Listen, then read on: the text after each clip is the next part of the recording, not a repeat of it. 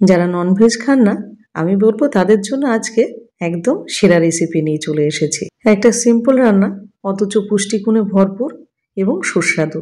আর এইভাবে যদি একবার রান্না করে দেন, তাহলে একবার না, আপনার বারবার এইরকম রান্নার কিন্তু ডিমান্ড আসবে আপনাদের কাছে।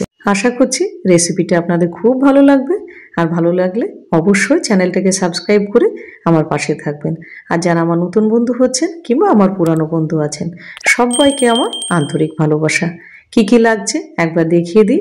এখানে নিয়ে নিয়েছি 1.5 কাপ মতো সবুজ মুগের ডাল, অর্থাৎ যে মুগটা দিয়ে আমরা তরকা করি, সেটা ওভারনাইট আমি ভিজিয়ে দিয়েছি। আর ডালটা খুব সুন্দরভাবে ভিজে গেছে। এখানে আমি 1.5 কাপ নিয়েছি। আপনারা চাইলে সেখানে এর চাইতে বেশি কিংবা এর চাইতে কম আপনারা নিতে পারেন। ডালটা 3 থেকে 4 বার পরিষ্কার করে জল পাল্টিয়ে ধুয়ে নিলাম। এবার এটাকে সেদ্ধ করব। তার জন্য নিয়ে নিতে হবে একটা প্রেসার কুকার। কেন প্রেসার কুকারেই সেদ্ধ করব। প্রেসার কুকার নিয়ে নিলাম। এবার ডালটা ঢেলে দিলাম।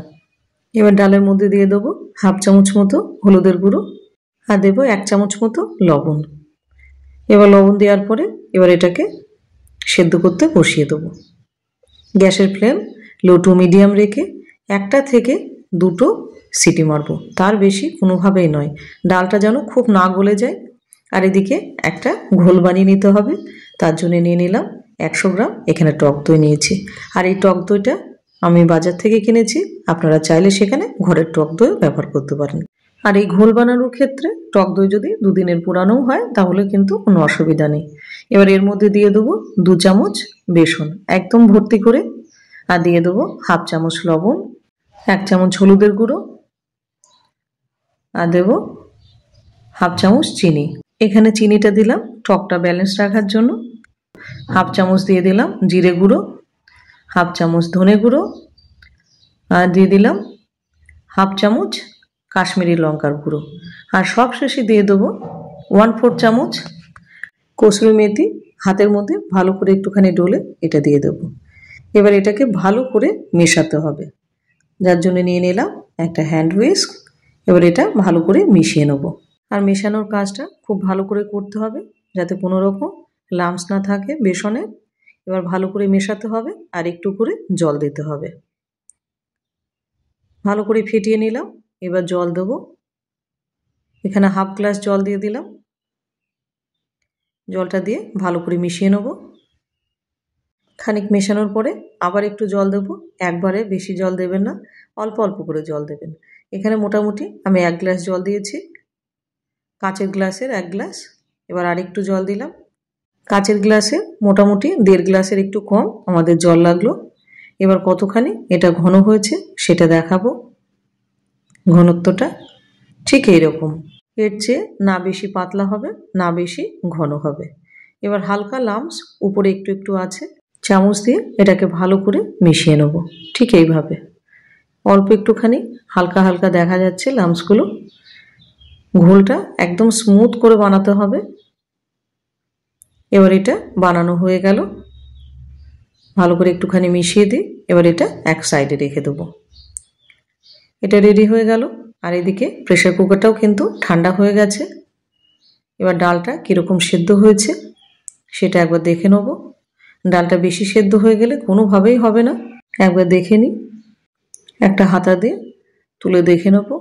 দেখুন কত সুন্দরভাবে ডালটা সেদ্ধ হয়ে গেছে, অথচ কিন্তু গোটা গোটা আছে।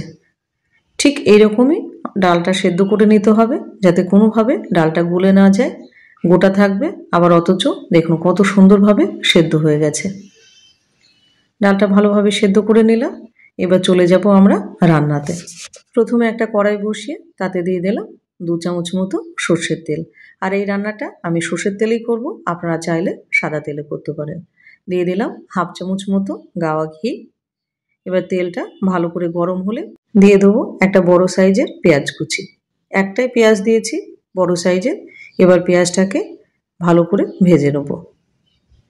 গ্যাসের ফ্লেম লো টু মিডিয়াম আছে। এবার পেঁয়াজটা খানিকক্ষণ ভাজার পরে এবার বাদবাকি জিনিসগুলো একে একে দিতে থাকবো।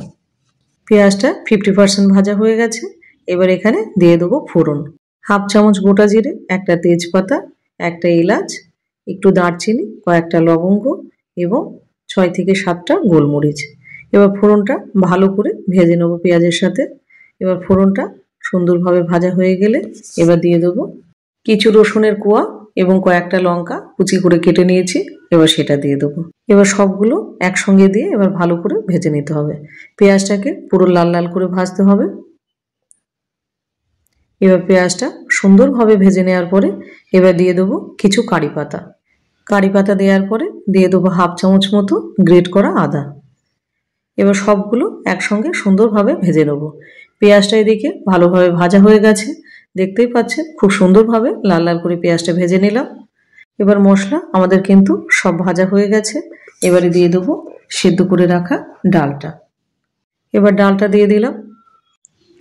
এবার ডালটা দেওয়ার পরে এবার এটা ভালো করে এবার কষিয়ে নেবো মোটামুটি 2 থেকে 3 মিনিটের জন্য। গ্যাসের ফ্লেম লো টু মিডিয়ামই রাখবো।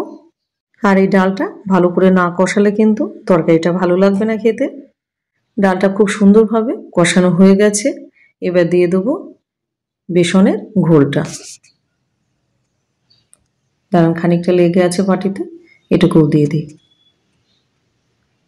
এবার মিনিট 5-এর জন্য গ্যাসের ফ্লেমটা লো রেখে এবার এটা কনস্ট্যান্ট নাড়তে হবে যাতে দইটা কোনোভাবে না ফেটে যায়। এখন যদি ফ্লেমটা আপনি হাই করেন তাহলে কিন্তু দইটা কেটে যাবে। এটা কনস্ট্যান্ট নাড়তে হবে, কারণ এখন এই অবস্থায় না নাড়লে দইটা ছানা কেটে যেতে পারে। আর এটা যত এইভাবে নাড়তে থাকবেন তত কিন্তু এর টেস্টটা তত বাড়বে। এবার এটা মোটামুটি 5 মিনিট হয়ে গেছে। এবার গ্যাসের ফ্লেম লো টু মিডিয়াম করে এবার এটা 2 থেকে 3 মিনিট এটাকে ফুটতে দেব। ভালো করে ফুটিয়ে নিতে হবে। আর গ্যাসের ফ্লেম কিন্তু লো টু মিডিয়াম রেখেছি। আর এটা বারে বারে নাড়াচাড়া দিয়ে দিতে হবে, না হলে কিন্তু নিচে লেগে যাওয়ার ভয়টা থাকে। এবার ফুটিয়ে নেব খানিকক্ষণ। 3 মিনিট মতো হয়ে গেছে। এবার ফুটেও গেছে ডালটা। এবার দিয়ে দিলাম ফ্রেশ কিছু ধনেপাতা। ধনেপাতা দেওয়ার পরে এটা ভালো করে আরও মোটামুটি 1 থেকে 2 মিনিট এটাকে রান্না করে নেব। এবার দিয়ে দেবো 1/2 চামচ মতো ঘি। ঘি যেহেতু আগে দিয়েছি ওই জন্য ঘি এখন 1/2 চামচই দিলাম।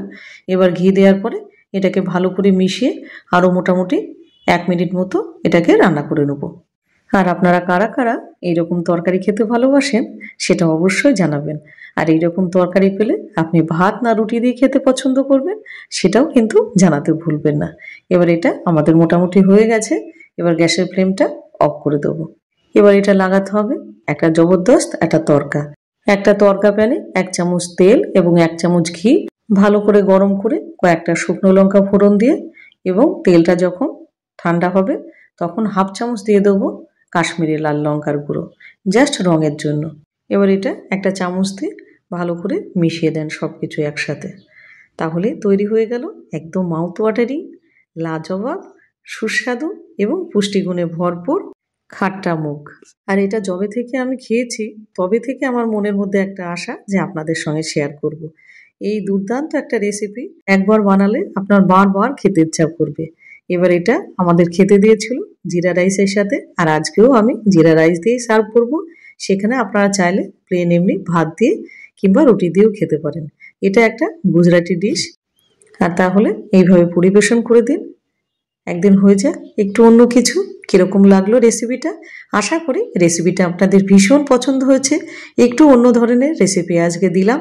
আর যদি ভালো লেগে থাকে অবশ্যই চ্যানেলটাকে সাবস্ক্রাইব করে একটা লাইক, সুন্দর করে একটা কমেন্ট আর প্রচুর পরিমাণে ভিডিওটা শেয়ার করে স্বাদের ভাগিদার হন।